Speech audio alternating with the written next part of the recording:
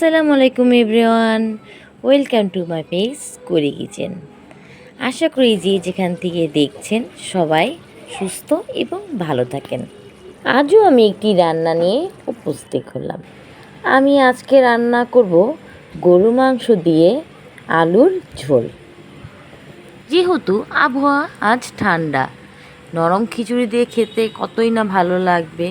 চলুন চলে যাই রান্নার পর্বে। আমি এখানে হাফ কাপ পরিমাণ তেল নিয়েছি।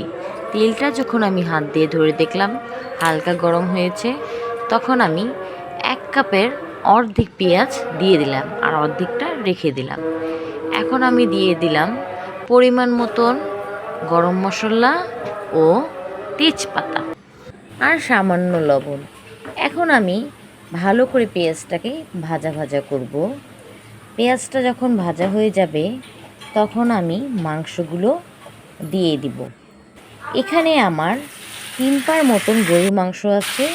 আমি একটু বড় বড় করে সাইজ করে নিয়েছি, কারণ ছোট ছোট মাংস আমার দেখতে ভালো লাগে না। আমার কথা হলে একটা খাবো, 1 পিস খাবো, একটু বড় বড় খাবো। এখন এই তেলটার মধ্যে আমি ভালো করে এটাকে ভাজা ভাজা করব।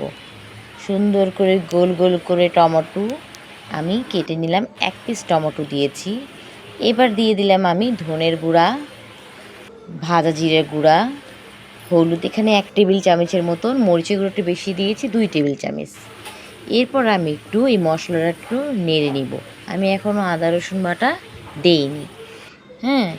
এবার আমি আদা রসুন বাটাটা একটু বেশি পরিমাণে দিব। এখানে 3 টেবিল চামচ আদা বাটা আছে। এখন আমি সবটাকে মাখিয়ে এই মশলাটার ভিতরেই নেব। আর যে আমি হাফ কাপ যে আমি পেঁয়াজ রেখে দিয়েছিলাম, সেই পেঁয়াজটা আমি যে কাঁচা পেস্টটা এখন আমি এটার মধ্যেই দিয়ে দিলাম। এরপর মশলাটাকে আমি ভালো করে নাড়ার পরে আলতোভাবে, চুলার গ্যাস আমার একদম মিডিয়াম আঁচ থাকবে, আমি ঢেকে দিলাম। কিছুক্ষণ পরে আমি এসে আবার দেখলাম যে আমার মশলাগুলোর থেকে প্রচুর পরিমাণে তেল বেরিয়ে আসছে এবং কালার আস্তে আস্তে বের হচ্ছে। মাংসটা কিন্তু আমার এখনও কাঁচাই রয়েছে। শুধু মশলাটা ঘ্রাণটা ছুটানোর জন্যই, ঘ্রাণটা উঠে আসে তার জন্যই আমি এটা বারবার চেক করে দেখছি। এখন আমার মশলাটা পুরোপুরি হয়নি, আমি আবার একটু ঢেকে দেব। আমি 10 মিনিট পরে এসে আবার ঢাকনাটা উঠিয়ে দেখলাম, এতক্ষণে মনে হচ্ছে আমার মশলা কষানোটা হয়ে গিয়েছে। যেহেতু আমি আগে মশলাটা কষাই নিইনি, এই জন্য আমি এই তেলটার মধ্যে বারবার মশলাটা কষিয়ে নিচ্ছি, কারণ মাংসর থেকে বেশি মশলাটা ঘ্রাণ যদি বের হয় তখনই রান্নাটা স্বাদ হয়। আমার কাছে লাগছে আমার এতক্ষণে মাংসটাও হয়ে গিয়েছে। এখন আমি হাফ লিটার পানি দিয়ে দিব, ফুটন্ত গরম পানি। দেওয়ার পর আমি একটু ঢেকে দিব। যখন এই পানিটা অর্ধেক হয়ে আসবে তখন আমি 2টা বড় সাইজের আলু কেটে দিয়ে দিব। তারপরে এই দেখেন আমার অবস্থা তরকারির।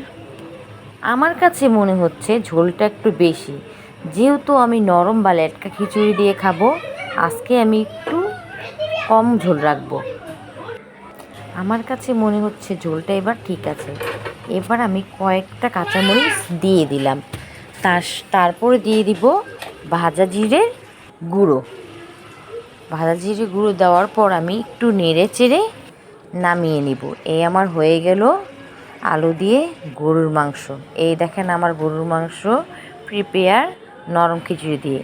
আর দেখছেন আমার মাংসের কালারটা কি দারুণ হয়েছে, মাশাআল্লাহ।